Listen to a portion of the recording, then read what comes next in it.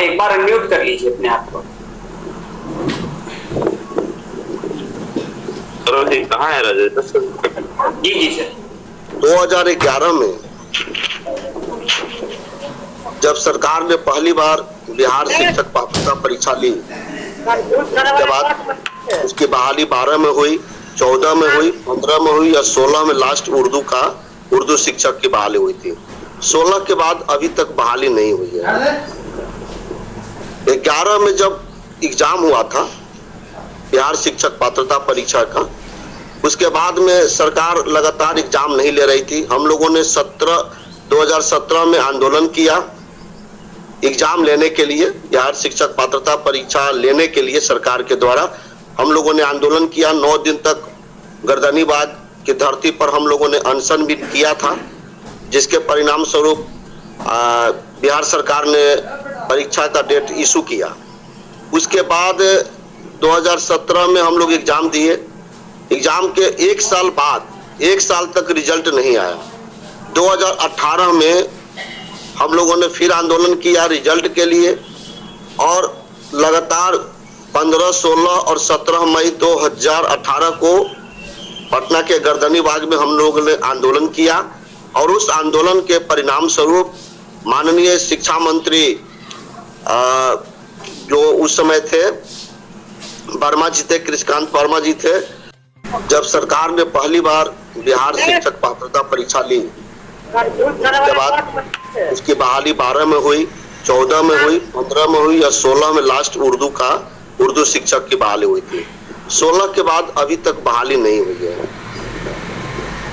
11 में जब एग्जाम हुआ था बिहार शिक्षक पात्रता परीक्षा का, उसके बाद में सरकार लगातार एग्जाम नहीं ले रही थी। हम लोगों ने 2017 में आंदोलन किया एग्जाम लेने के लिए, बिहार शिक्षक पात्रता परीक्षा लेने के लिए सरकार के द्वारा हम लोगों ने आंदोलन किया। 9 दिन तक गर्दनीबाग की धरती पर हम लोगों ने अनशन भी किया था, जिसके परिणाम स्वरूप बिहार सरकार ने परीक्षा का डेट इशू किया। उसके बाद 2017 में हम लोग एग्जाम दिए। एग्जाम के 1 साल बाद 1 साल तक रिजल्ट नहीं आया। 2018 में हम लोगों ने फिर आंदोलन किया रिजल्ट के लिए और लगातार 15, 16 और 17 मई 2018 को पटना के गर्दनीबाग में हम लोगों ने आंदोलन किया और उस आंदोलन के परिणाम स्वरूप माननीय शिक्षा मंत्री जो उस समय थे वर्मा जी थे, कृष्णकांत वर्मा जी थे, उन्होंने कहा कि अभी तक रिजल्ट इशू नहीं हुआ। उसके बाद रिजल्ट आया। रिजल्ट आने के बाद फिर हम लोग बहाली करने के लिए हम लोग आंदोलन किए 10 जून 2019 को। 10 जून 2019 के बाद गर्दनीबाग में लाठीचार्ज हुआ, उसमें हमारे बहुत से भाई बंधु घायल हुए। उसके बाद नीतीश जी के द्वारा ये 2019 की जो बात अभी ने सौरभ जी ने बताया, उसकी शुरुआत की। हम लोगों को नोटिफिकेशन निकाल करके आवेदन करने की तिथि घोषित हुई और तिथि घोषित होने के बाद हम सभी लोग गांव-गांव, ब्लॉक स्तर पे जा करके, जबकि शुरू में ही जब 10 जून को जब हम आंदोलन किए थे और जब डेट इश्यू हुआ था, उसी समय हम लोग शिक्षा मंत्री के आप्त सचिव अमित कुमार जी से जाकर के मिले थे और हम लोग उस समय एक लिखित आवेदन दिए थे, जिसमें हम लोग 9 सदस्यीय टीम हम लोग थे। उस समय जब वहाँ सचिवालय में शिक्षा विभाग में गए थे, उस समय अमित कुमार जी को लिखित रूप से, चूंकि उसका भी आवेदन मेरे पास है रखा हुआ, मैं आप लोगों को दिखा दूंगा। उसमें मैंने साफ लिखा था कि सर ऑफलाइन ये जो आप आवेदन लेंगे इससे काफी हमारे अभ्यर्थियों को परेशानी होगी, इसलिए आप इस आवेदन को ऑफलाइन नहीं लेकर के ऑनलाइन कर दिया जाए सर। लेकिन उस समय जो अमित कुमार जी ने कहा कि नहीं, ये पंचायती राज अधिनियम के विरुद्ध है।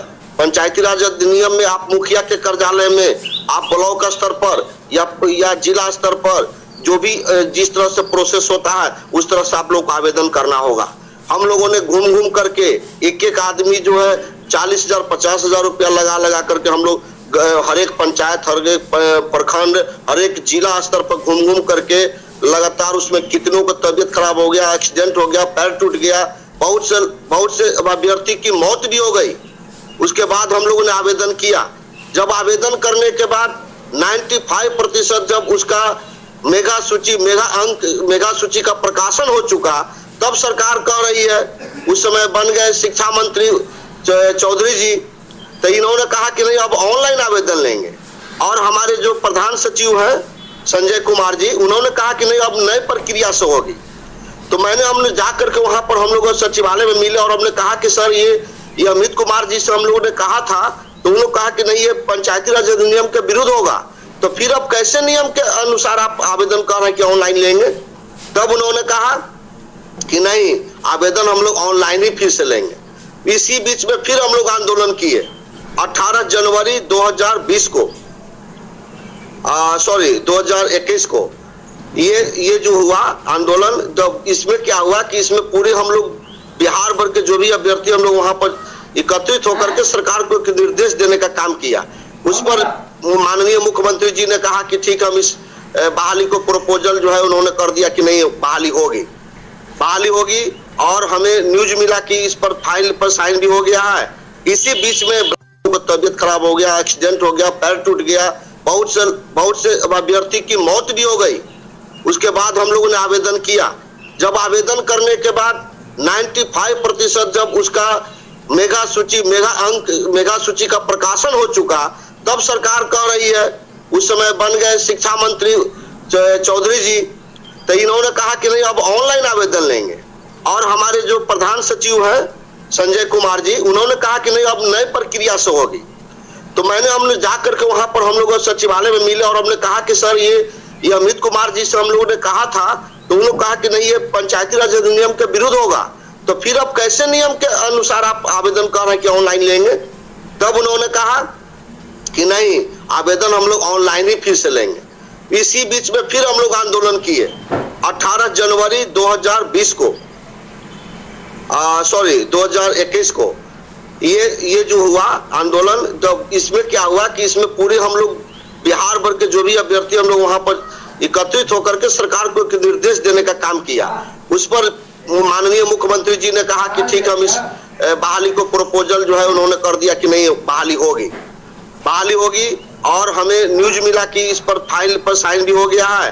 इसी बीच में ब्लाइंड फेडरेशन का जो मैटर आया कोर्ट के द्वारा स्टे कर दिया गया है। और उसमें जो ब्लाइंड फेडरेशन का जो मैटर आया है, तो ब्लाइंड फेडरेशन में जब हम लोग पूरे बिहार भर से जब हमारे भाइयों ने कोर टीम के जितने भी हमारे सक्रिय सदस्य रात दिन एक करके जो काम सरकार से साल भर में नहीं होगा, उसको हम लोगों ने 1 महीना में हमारे बहुत मेहनती अमित जी हैं और विशाल जी हैं, राहुल जी हैं, सौरभ जी हैं, मुन्नी जी, सभी लोग, विनीता जी, सभी लोग मिल करके और रात दिन एक करके और सारा उसका जो रोस्टर प्रणाली बिहार भर कर निकाल करके और उसका पीडीएफ बना दिया हम लोगों ने।